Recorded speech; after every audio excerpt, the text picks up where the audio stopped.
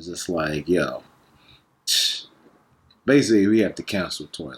Yeah, I mean, I don't even know, why are we not talking about this? I feel like, I don't even like the cancel culture, but I was like, yo, this is... If you're going to stand on principles, protect the black women, and you go to Jones, shoot a black woman, it's like... You took it out of my hands. What's left to talk about? But nobody was talking about it. It was just like, I was like, the charges didn't get increased from assault. Because it was just, he got arrested for possession. Yeah. So I was just thinking, once it come out, you shot somebody. Usually, your charge has been upgraded to attempted murder, and it's usually not even in the victim's hand anymore. Right. You know even if they don't want to charge it, it's like the prosecutor is already like, nah, we. So I was just like, weeks going by, I ain't hearing nothing. I ain't seeing them. And then got a little reckless on the internet, and then she was just like, yeah, well, you shot me.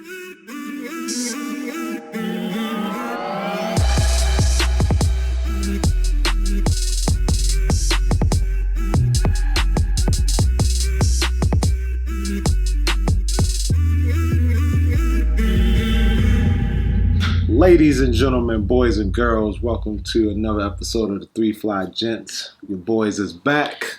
Season 2. I'm your humble and gracious host, Bill Hudson, with my man, the Polo Man, AJ Francois. And we here, man. How you doing, brother? Good living, man. Good living. I feel like it's been so long. I know. Well, we had a little vacation, a little hiatus. So we took a little vacation to Aruba, That shit was lit. Man, listen. It's been nice to get outside. Yeah. We got out from Miami. We were still even there. Still locked in. Imagine you travel, but you're still kind of locked in. But this one, we actually got to be able to enjoy it in a safe, controlled quarantine. Yeah, how many tests we had to take, how many temperatures and all that. But it was still worth it. That made you feel comfortable to enjoy it while you out there, Yeah, you knew it was safe by the time you all the stuff I went through to get here. Exactly. It was a good time, Got to, go snorkeling, jet skis. Oh, yeah.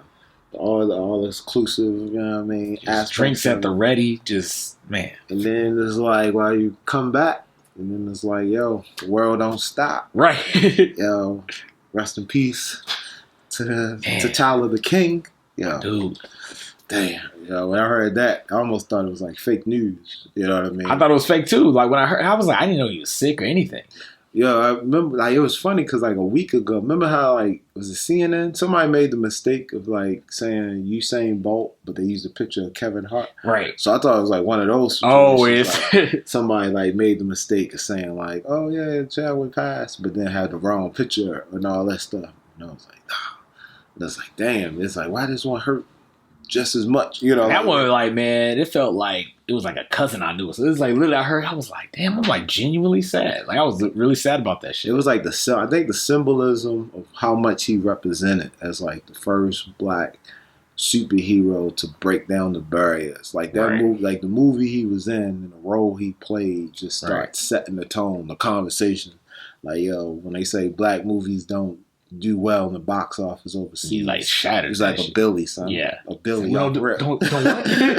So it was just seeing that. He was just man, now it's up to the next. And it's also sad because he was right there. He was just going up and up. And in addition to the other movies he did, he did a lot of biopic, he did Thurgood Marshall. Yeah, he did 42. Yeah, 42. He did a lot of where you're Jackie Robinson.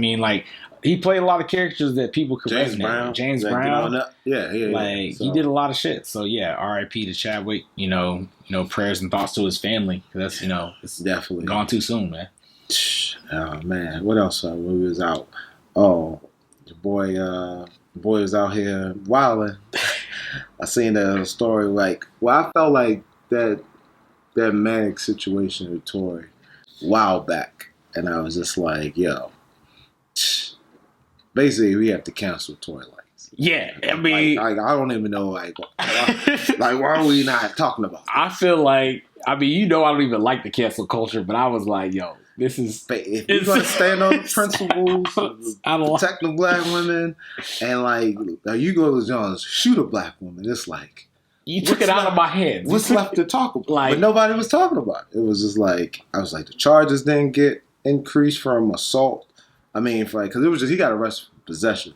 Yeah. So I was just thinking, like, yo, once it come out, yo, you shot somebody. Usually, your charge has been upgraded to attempted murder, and it's usually not even in the victim's hand anymore. Right. Like, even if they don't want to charge it, it's like the prosecutor is already like, nah, we. So I was just like, yo, weeks going by, like, I ain't hearing nothing. I ain't seeing them. And then got a little reckless on the internet, and then she was just like, yeah, motherfucker, you shot me. And I was just like, finally. And it was like, which we knew. Because it was just we knew. She just wasn't, she was still trying to protect him, which was crazy. It's like, you shot me, and I'm still looking out for you. Because I'm like, you know what? I don't. Because they got the guns drawn on you. Exactly. I don't want you to die. With the police and black people. And if I say, like, yo, he just shot me, or he got the gun, or whatever, they probably choke him to death in the middle of the street. So, like, she's trying to protect him with, like, leaking from her feet. And then still, like, going on the internet with his people, staying, you know, making her out to be the, like, that was lion a crazy and thing. And she kept her mouth silent for so long. She didn't say nothing, just getting trashed to the internet. And then finally she said something. Right. And then people was like, what? Even then, people still was like, yo, you lying. Yeah. I was like, damn. I was like, this is what they've been talking about, bro. And I was like, yeah, that nigga. And then dude came out and was like, yo, man, I was drunk. And I said, if that ain't the sign of some toxic shit. Yeah, I was like, I saw a thing on Twitter. They were like, people was listening, things I've done while drunk. And it was just like a long list. You know what I'm saying? Like, I got drunk and accidentally shot. You know? Yeah, it's like the shot thing was like nobody could relate to. It's like, oh, I got drunk, passed out at this spot. Oh, I threw up. Oh, I did this. Oh, I shot somebody. Nah, bro. But so he's done. Yeah, he's in the R. Kelly. Yeah, he's out there. Yeah, you don't play the music. You don't do anything, like, just like at least till you're held accountable. Because it's like, they said the nigga still like eating at McDonald's and shit. Yeah, you can't just be out living your life. So. Like, no, yeah. So he canceled. I'm like, you know, I don't even like cancel people like that. But yeah, he left me no choice. No, like, you can't be doing it to the Queens. Come on now. Like, can't do it. Let it go. What else happened while we was out? Trying to think what else we talked about. I mean, it's just so much stuff going on. Oh, I mean, we missed 2 verses. We missed 2 of them. Oh, the Monica and Brandy. Yeah, Mr. Monica and Brandy and the Patty. Did you catch them? I caught the Monica and Brandy one. What'd you think of that? I mean, it was cool. My thing is, like, they need to stop doing verses with people that don't like each other. Like, that's just me. Like, it's like, know, it was all love. It was love, but it wasn't. It was almost like a concentrated effort to that's what I'm saying. Know that it's all like I don't want to give y'all any reason that we not cool. I believe wholeheartedly that Monica had the car running the whole time. That's just me. Like, she's like, I felt like Monica was going above and beyond to be like, just because it's almost like she was trying to make it seem like she's comfortable enough. Like the certain jokes and things she was saying. Right. Like, girl, you know, we could do this or that. And it was just like you trying to be very familiar. How you say you get too familiar? Monica was trying to get familiar to let you know that it's all good. And then Brandy was just like... But then Brandy kept saying a couple things where I feel like Monica forgot her game plan. And that's what let me... Like, it's like, Monica was cool, but then, like, I forgot she was talking about her song. What was the song she played? And she's like, oh, with the kids. And Monica had to check her. She's like, look, I cuss around my kids. Like, ain't nothing. Oh, yeah. You know, it was like, that's what I could see, like, the hot, like, where she's kind of like, look, you knew this song was on the playlist. You knew I was going to play it. Like, don't act shocked now that I'm playing this. Yeah. Oh, she's like, what about the kids? And I'm like, you know damn well, the night was not going to end without her playing that song. And that's when I kind of saw that. And I was like, oh, okay, I see what type of mood this is. And I just feel like when it was Snoop and what's the name? DMX. And it's like everybody knew catalog-wise Snoop was going to smash him. But it was all love. Like you could see like, oh, they actually hang out. It's chill. But I saw after that it was Rick Ross and 2 Chainz. 2 Chainz. And it was like they just like it was like I'm here to collect the check. Bro, I was falling asleep, bro. It was like they was playing, so they were skipping over each other's turns and things like that. So it was that, and then I saw the Monica and Brandy one, and I swear I was like, yo, y'all need to get back where like the fun, where it's like like people have enough respect for each other. Yeah, it's like even if you're not friends, maybe it's just mutual respect. You just know like I'm here, my sales about to go up. Right. It's like Ludacris and Nelly, like it's just like those ones where it's like it just seemed like they literally like. It wasn't even like so much a battle. It's just like, yo, I'm going to play some songs. You're going to play some songs. Right. And then cut up. Something for the fans to enjoy. Right. You know, everybody locked down. Like, you know, somebody, you know, so for me, that's like what I more enjoy about Versus. Because at the end of the day, we all got Spotify, Apple Music. we got them all. So it's like, I don't want to just hear songs being played. Well, it was like, for the matchup itself, I knew Monica had more hit records that just is just going to stand up. Like, Brandy is talented and can sing. Probably, they're sing differently. They both were good. Yeah. It is just different how way she layers her tracks and things like that, harmonizes and her runs. Yeah, she does the runs. It's a little different like that. Yeah. with Monica's soulful, powerful voice sound or whatever. But because Brandy's is more like album cuts, like you have to be a Brandy fan. Yeah. To appreciate like her music in that sense that like, I mean, is what it is. So I was like, I thought more just for them to like bury that, yeah. Whatever the rumors were been. Because remember when it first came out, they was like, I ain't gonna do no verses with them. And I was like, damn. Which the whole thing about this versus thing is that is nobody ever's gonna be as equal. It's basically who you picking is somebody who dominated at that time, right? And if they had the fortunate to be still going, then somebody's going to run out. You know what I mean? Like how people were saying like Chris Brown and Usher. I was like, yo, Chris Brown has hits. And I mean, he has hits since he first came out. But it's just that like, whatever he plays, it's just not good enough for Usher. Yeah, it's like if it doesn't resonate with you the same, it's like. If he plays Run It, well, run it, and he be like, let it burn. You know, whatever. It's like, it's nothing you can do. It's just like whatever you play, like his songs is just going to be that. It's like everybody's going to be punching up, no matter who it is. So I was just like, just happy to see that. So then when you got to Gladys Knight and Patti LaBelle, and I was like, oh, we got the aunties. I mean, like I said, if you grew up in the 90s, and even in the early 2000s, and you was over your grandmother's house, you was at a cookout. I just think about one of these. If you had the syndicated Tom Joyner and your local, or if you had the channel you used to turn to, where you be cleaning, you used to go clean all day Saturday. You turn to the music box. Got the music box playing. I knew it was gonna be that type of vibe. Midnight Train to Georgia. And you just kind of do your little two-step. You just sitting there. If anybody got a jukebox, this is what was like. This is that music for that. So it was more like a celebration of that, because at the end of the day, they get their respect kind of like every now and then. They might get like a lifetime achievement or something, and it's only like a little 5-minute performance. Yeah. But then when they could just sit back, kick back, relax, give you the stories in between, it was just kind of like. I think that's the best part of Versus. When you get the stories between like the stuff, like what went behind making the song, or like how you connect to a certain producer, things like that. I feel like are things people like to watch. Because again, if it was just about the music, I feel like it wouldn't be anything, worth it. Exactly. That's just me. Like if it's literally just like we all know these art. You're not asking any artists that don't have like bangers. So it's like if it was just about the music and no stories behind it, it's kind of like whatever. Right. When you actually get the stories, like Lil Jon and T-Pain, their first one where he went to like the story how he made that. Oh yeah. Like, and it's like hearing that story, you locked in, you watching, you entertained. Yeah. Versus like, if he just played the song, no story behind, we all know. We all can do that. We all can just create the playlist, right? Which they have. Them, yeah. Just create the playlist and play it. So that was a good experience. Like I said, it did make you think of like Black Eyed Peas and all the stuff everybody was saying. Right. You get ready for the drama.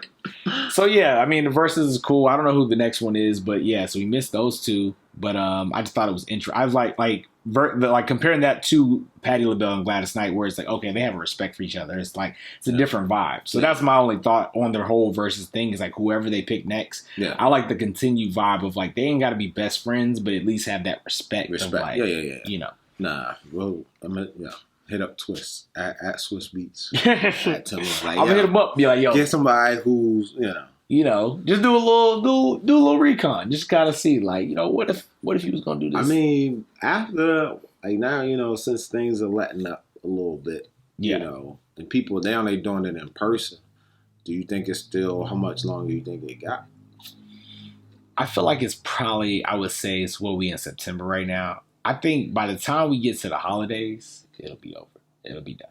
Because they'll start running, like, if they can't get any of the big people they want, then it's going to be starting to, like, kind of grasp at straws and things like that. And I think it'll just slowly kind of trail off, and then people just forget about it. Yeah. You know, so I think they still probably got, like, another, like, I'd say, like, 5 or 6 battles. I think somebody was like, yo, niggas need to get Maxwell out there. Maxwell and, like, D'Angelo. Oh yeah, I saw that one. I was like, okay. I like ones too where you don't think about, where they like have done a couple producer ones. Like I like those too where you like don't really know. Like you might not. It's like kind of an intro to the producer. Yeah. Like you don't really know who the producer's face is, but then all of a sudden you see like the songs they got. You like Boy Wonder one when he was was it T-Bane? Was it T-Bane?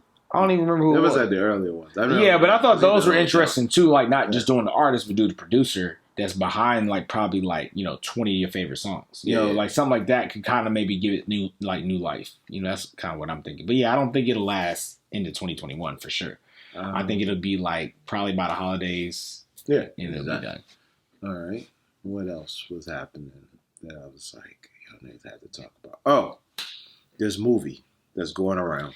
It's called C.u.t.i.e.s. Saw it. It's getting a lot of controversy. It's just popping off, man. For those who don't know, it's a movie out on Netflix. It's a foreign film. I don't know what the initial language is. Yeah, I don't know what it's dubbed. The copy on Netflix is dubbed. So So it's a foreign film about the story about a young girl. How old do you think she says she is? 11.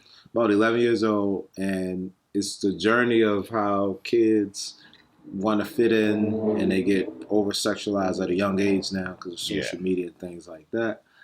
And the outrage has been voiced.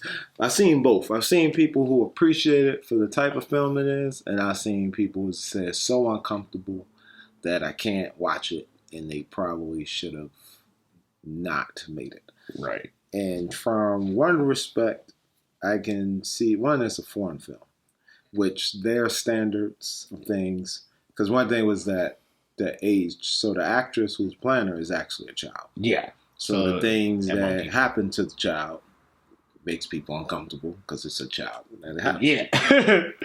Then you have the people who, and then the type of scenes that they have. There's only so much.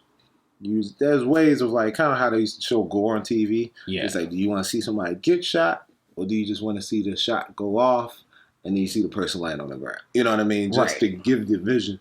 But they was like, nah, you about to see what's about to happen to this girl. And so, again, that was a thing that made people uncomfortable. But then you had the other side that is like, it's a film. She's an actress. It's topics that's relevant today because in the sense of just showing the point of it from what I read from the director, point of view, what a consensus was that when you're raising a child these days, do you know what they're doing to be popular, to be, fit in with school or whatever? And do you have an idea what that is? Right. So you think of how, like, when you're younger and somebody was like, if you do this, it's cool. Yeah, you can do your homework, you do all the things you're supposed to do, but then when you get that out the way, what are they doing? It's kind of like, I compared it to like a film version of what Euphoria was, but younger. It was like that, and it also reminded me like throwback. If you like, I don't know how many people remember Degrassi, and so Degrassi had they would go through every issue. They'd be like, "Oh, rate this stuff," talk about everything. But I remember they had this girl Manny, and like it went from a transformation to where she was like Manny, like the young, she's a cute girl, she's young though, whatever. And then she came back a summer, and all of a sudden started feeling herself, was wearing the thongs, doing this, and it was like this whole like chain where you're like everyone's looking at her differently and things like that.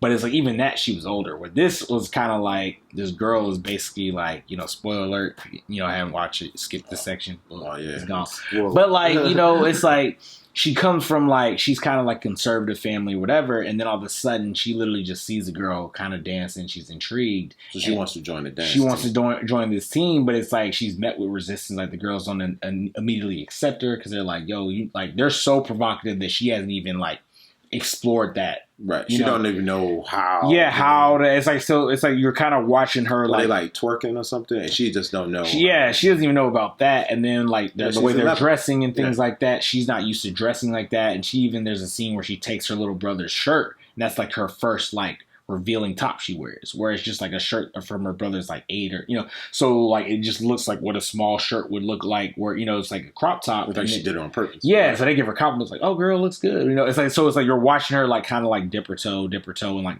like go from like not knowing about the world to even becoming like the alpha of the girls that she's trying to like, you know, right. But it's just like there's scenes that like, I mean, it's uncomfortable. Like, it's an uncomfortable topic. So it's like, people say, like, I saw a lot of comments saying, like, oh, it's on Netflix, how they marketed it. And I would challenge anyone who's watched the film. The way they market it like, is bad. Yeah, and I'm like, I would challenge anybody who watched the film, like, how would you market it? And did you see the trailer? I saw the trailer.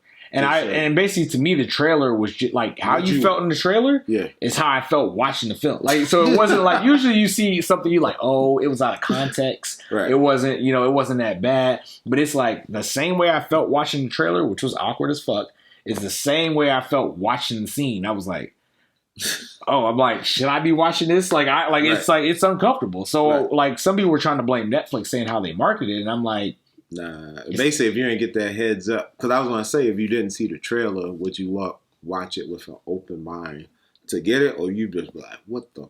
I think, honestly, like, if you saw the trailer, it at least, like, lets you stick it through. I feel like if you just watched it, like, sight unseen, and just, like, how Netflix pops up, like, oh, it's trending number, I think it's 6 or something right now, and you're that person that just, like, watches everything that's trending, and you just clicked it, I don't think you'd make it through the movie, to be honest. Like, if you had no knowledge of it, you literally just clicked it, and just, you were like, you'd probably be like at certain point. Because at least the trailer gave you, like, there's, like, some sense of hope. A coming of age. A coming of age. That's what I'm saying. It's the coming of age. Like, the city of God. Right. But a woman, like a girl perspective, a little girl. The problem is the coming of age, that part of it happens really late in the movie. So it's like, you wouldn't, I don't think personally, if you just were watching it sight unseen, I don't think you make it be. Like, I don't think you make it be. I don't think you make it. Then the question becomes, which I always is that, you know, they say art imitates life and whatever, and it's like, how real do you want something to be? Well, that's the balance. It's like, you know, like, hey, I have an idea for something that usually most trauma stories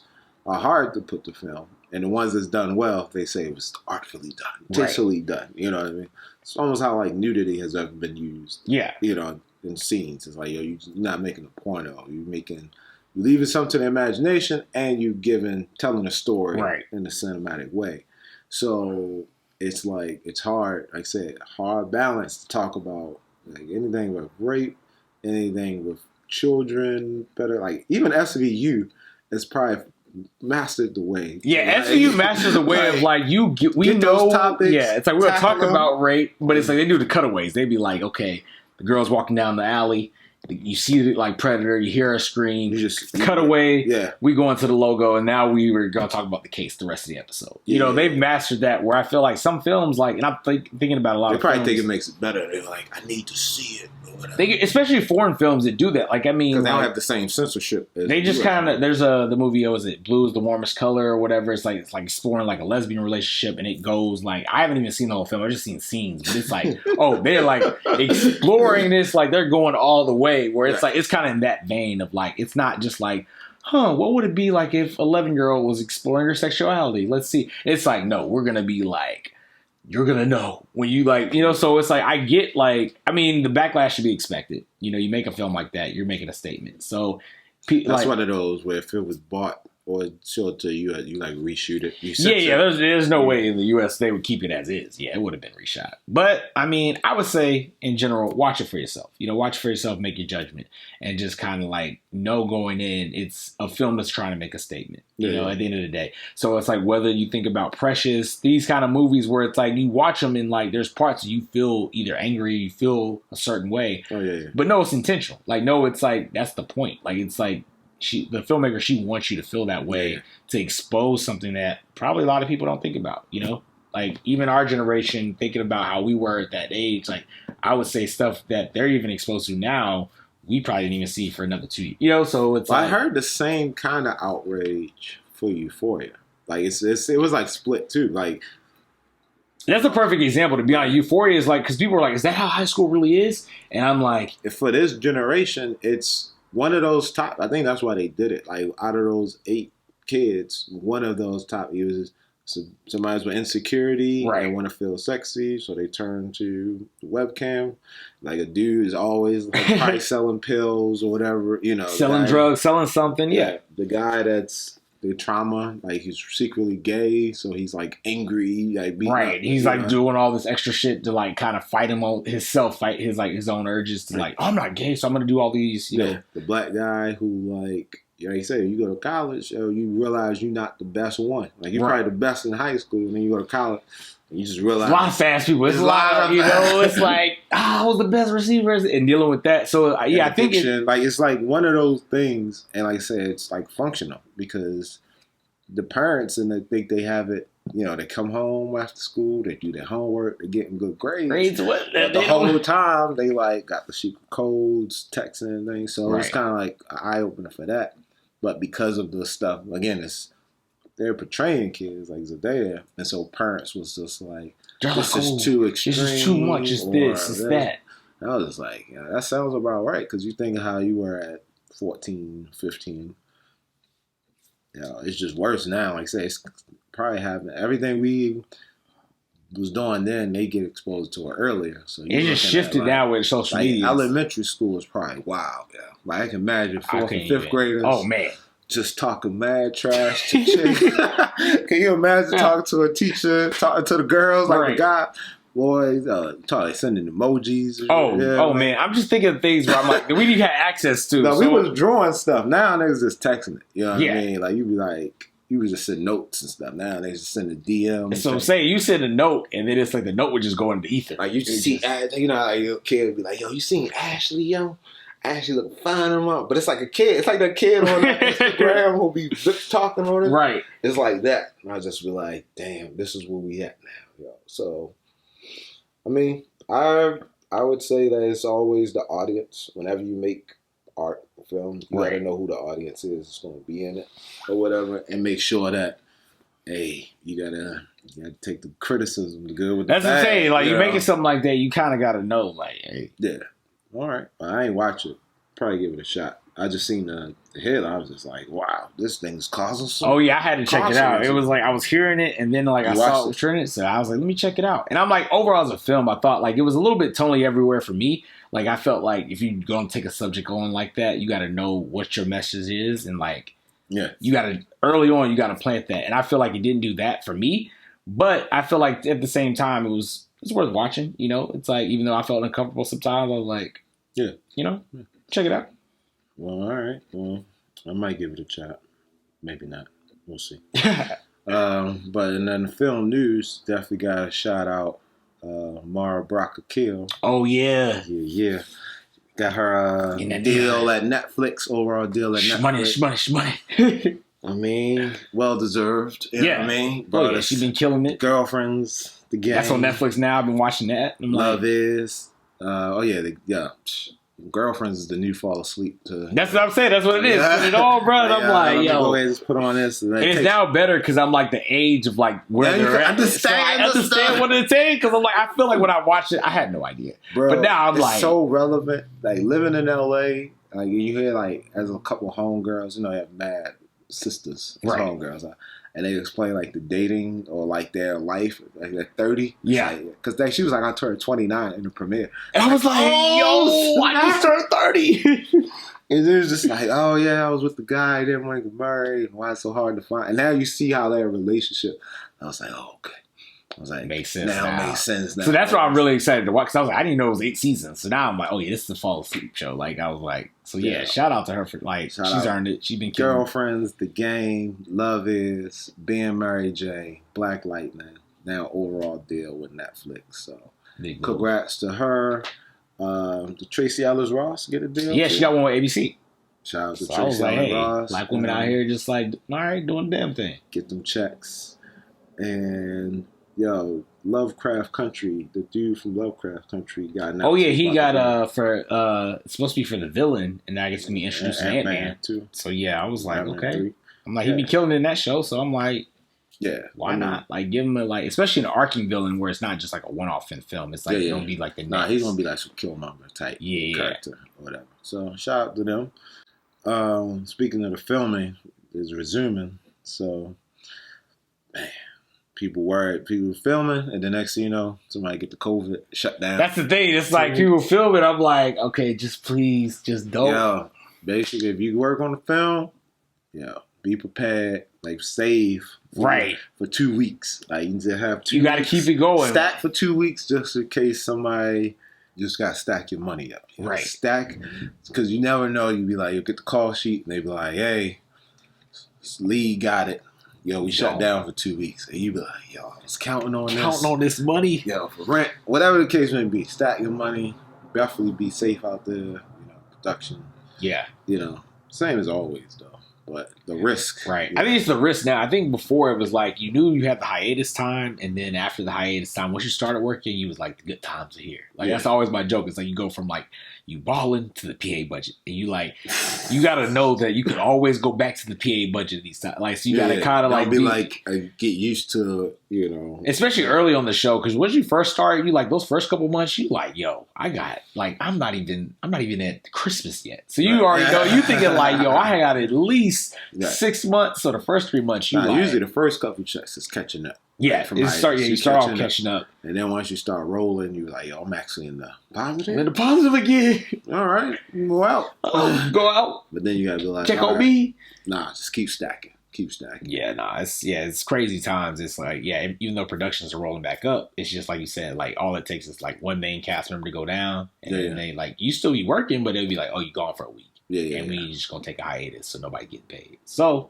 To avoid that, and unemployment takes a minute to kick in, so you probably gonna miss it. So you might as well just stack your paper. Just be prepared for that for my industry folk. I think that was about it. I mean, it was a lot that happened. It was a lot that happened. As far as things that only thing that was a funny, like a quick story is the dude from Houston. They got kicked out of the bubble.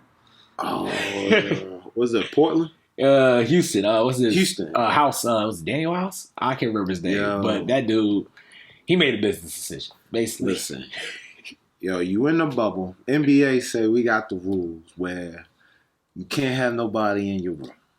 Not your family, not your mother, not your wife, not your kids. Nobody in your room.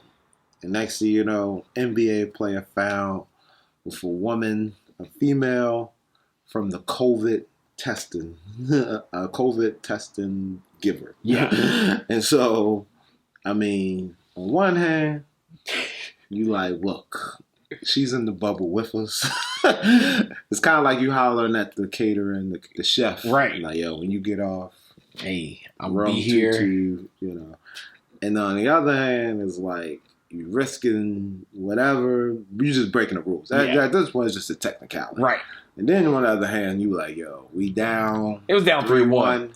He made a bit. I'm telling you, he looked at it like, we about to go home. So basically, whatever happens to me, I'm heading home anyway. Right. So, and Shorty, I've been eyeing Shorty since. The team will understand. They like, look, we already got our vacations planned because we know we going home. But rules are rules. You gotta follow the rules. At the end of the day. Yeah, that sucks. That was like an unfortunate. I feel like it's more. I feel more for the woman because usually the women is going to take. Well, luckily they didn't say her name. Yeah, that was a good thing. They didn't say her name, thankfully. So like, hopefully no one's like tracking down the schedule trying to figure out who she is. Nobody knows who's on the staff in the bubble. No, the PR game was strong. It was like very vague. You really violation. Violation. You were like, what did he do? And you was just like, woman. Like, who was the one? Like, they were like, the woman's in the bubble though. So it's like, it was enough that nobody will feel, and it's under investigation for potential breaking. I was like, but the team's going home. Right. Like, unless they got to stay and watch from the bubble. Yeah. I think they're going home. No, they go home once they lose. Yeah, they go home. So, like, and literally, like, they made the announcement. Like, we're going to be fans. Right. They made the announcement before the game. They, like, sent him home, and then the Rockets went home the next day. So it was like. He didn't even play that game? No, he didn't play. So it was like, they sent him home. They said, hell, we told him to leave the bubble. Or whatever, for a violation, and then the next day the Rockets played, everybody left the bubble. So can you imagine that all the losers are the ones cheering in the playoffs, like for the final NBA finals? Oh, that would be hilarious. It's like all the losers, they're like they're just cheering for whoever didn't piss them off the most. They basically like the East is rooting for somebody in the West, right? You know, they're like, no, that homie dunked on me. They like, boo. Now, a lot of them are friends anyway, so they just be cheering. They cheering. They just want to see good sports. So, yeah. But I thought that was a funny thing. Nothing huge. But, yeah, I feel like a lot of stuff happened. We're gonna try to get back to a regular schedule for y'all. We back weekly. You know what I mean? Season 2. We back. We had to take a little time, recuperate, get ready for the new season. Got the video game on. So yeah, working out some things behind the scenes. Well, we have some sponsors soon that we can actually announce. Keep an eye out for. And got anything new with you? Nah, I'm about to go back to work in 2 weeks, so just kind of preparing the mind, for that. Get that shmoney. Congrats on another season. Appreciate it, bro. You know what I mean? We just wrapped the season finale of Pete Valley. Oh man, love the show. If you haven't watched the show, watch the show. Like it seemed like it might not be your thing. Yeah. Watch the show. It'll be a thing. Yeah. Like shout out to Uncle Clifford. Uncle Clifford. Shout out to my Uncle Clifford. Autumn. I just followed Miss Mississippi on Twitter. Yeah. Shout out to everybody, the cast and crew on that. It was fun working on it. It's funny, like you work on it behind the scenes. So after they done their work, we get it on our end. But it was definitely like a pleasure to work. Yeah, no, I just watched the season finale. Like had me on the edge of my seat. Won't spoil it for anybody, but had me on the edge of my seat. Just go watch it. If you haven't watched it, watch it. Yeah, it's good on. It's on Stars. It's some good shit, man. Yeah, shout out to Torry for creating this masterpiece. Oh yeah. And doing her research, man. Like she was like, I literally read in how she went and got actual all the stunts, got some of the best strippers around the country to the doubles, and you could tell some of them scenes. I was like, I've never my eyes have never seen that. Yeah, those moves, bro. On the pole, I'm like, that don't even make no sense. Saw a girl do a flip. Watch it. Just watch it. Some of our finest work. Yes. Listen. Hey. Shout out to Couture. Yeah, y'all did your thing. Hey, look. It was a pleasure working with her. You get the emails, the notes and everything. And she was it was it's your first show, your baby. Right. On this, thing. So, to get it and to be proud of it, everybody's happy with it. Look forward to season 2. Yeah, you know what I mean? Yeah, no, I was glad they already got the greenlit to season 2. So I was like... So that's it. So until next time. Till next time, y'all. Please follow us on social media, on Instagram, Facebook, Twitter at 3 Fly Gents. And until next time. Peace.